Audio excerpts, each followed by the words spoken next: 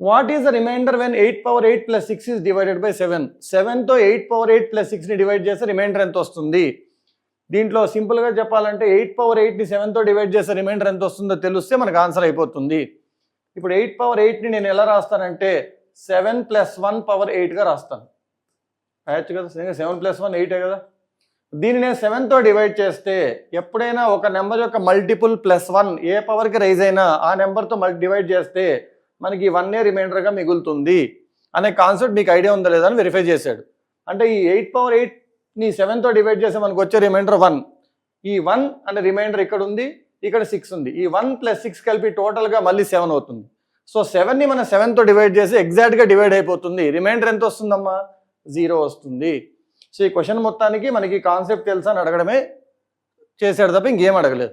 For example మనకి ఎప్పుడైనా సరే 15/24ని 7తో డివైడ్ చేసి రిమైండర్ ఎంత అని అడిగాడు అనుకోండి. 15/24ని మీరు ఏం రాయొచ్చు? 14 + 1/24గా రాయొచ్చు.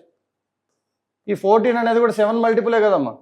కాబట్టి దీనికి కూడా రిమైండర్ 1 వస్తుంది. ఒక నెంబర్ యొక్క మల్టిపుల్ +1ని ఎంత హై పవర్కి తీసుకెళ్ళినా ఆ నెంబర్తో డివైడ్ చేస్తే మనకి 1 రిమైండర్గా మిగులుతుంది అనే కాన్సెప్ట్ తెలిస్తే ఈ ఆన్సర్ స్ట్రైట్ ఫార్వర్డ్గా అయిపోతుంది. 20 సెకండ్లు కూడా పట్టదు.